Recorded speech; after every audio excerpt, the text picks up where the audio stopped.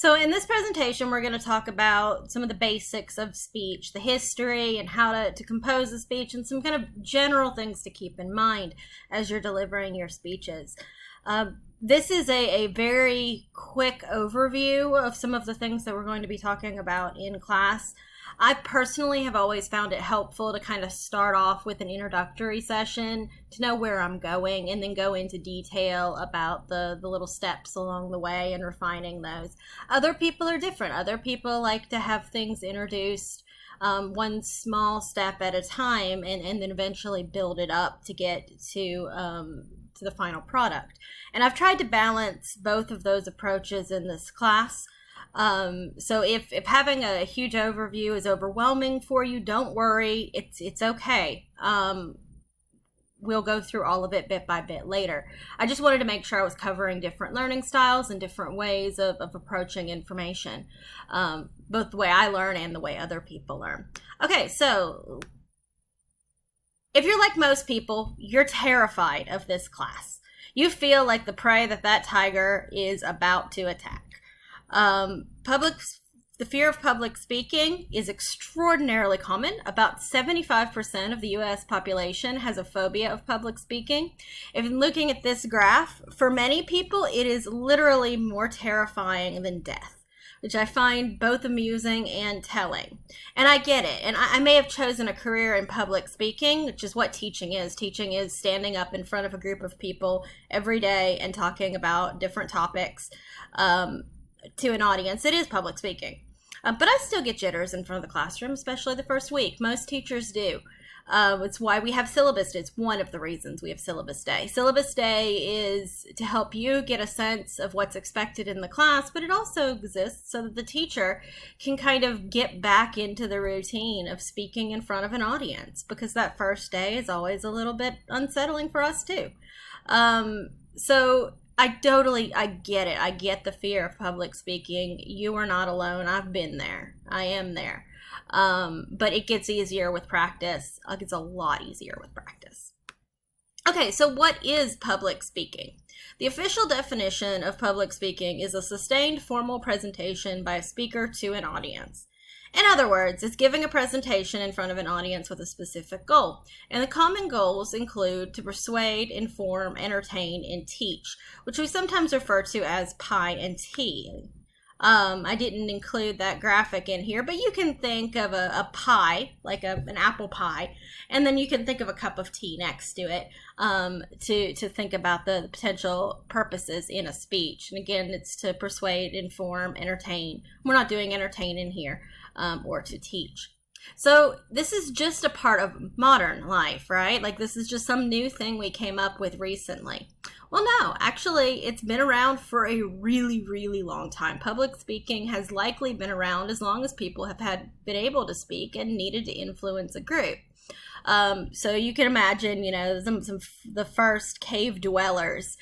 One person probably rose out of those Neanderthals or Cro-Magnons as the leader and had to speak in whatever way they spoke to the group to unite them, to get them to do what needed to be done. Once we started developing agriculture, I guess maybe about 15,000-ish years ago, we needed people to group together to accomplish certain tasks. And we got a lot done with this. We got the pyramids built in pre-Sumeria was called Ur. They actually developed in the desert a series of canals for travel and watering their crops. And to get that done required a group effort. And to get that group effort done required someone to be a pretty efficient public speaker and a very effective public speaker. So some written examples in the ancient world occur in some of our oldest texts. You can find examples of leadership and public speaking in the Bible. In the oldest epic poem we have, which is the Epic of Gilgamesh.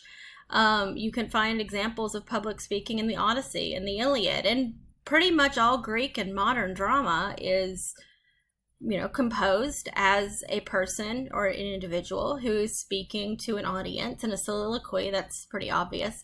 But even, if it's a person speaking to other characters, it's still a form of public speaking. So it's pretty much across the board a part of our literary tradition. And if it's a part of our literary tradition, since literature is generally based on life, it's also been a part of our life for a very, very long time.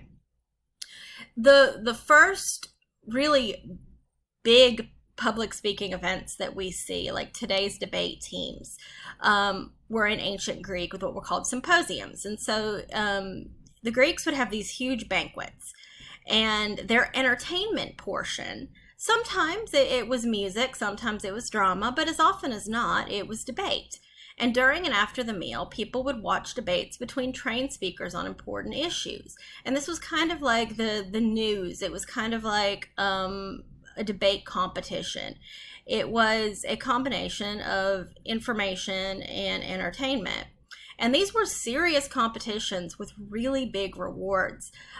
Famous public speakers were rewarded and admired in ancient Greece. Socrates, Plato, Aristotle, they were all people we know of and who are important today because of the speeches that they gave in these symposiums or in symposium-like situations. And in fact, Aristotle became very well known for actually teaching people how to speak. And we still use his models today. We'll actually end up talking a good bit about him throughout the class. But if you've ever heard of the three rhetorical appeals, ethos, pathos, and logos, those are Aristotle. The 5-paragraph essay that we are taught in English classes and in high schools, that's based on the Aristotelian writing model, which is based on what he told his students to do during speeches. And so this isn't just something that happened, 3,000 years ago and is no longer important. We actually still use these models today, and they're still a big part of our life. Much of our approach to rhetoric, which is the art of speaking and convincing someone of something, is borrowed from the Greeks. And as I just mentioned, the easiest and most common way to compose a speech is still called the Aristotelian model, named after Aristotle.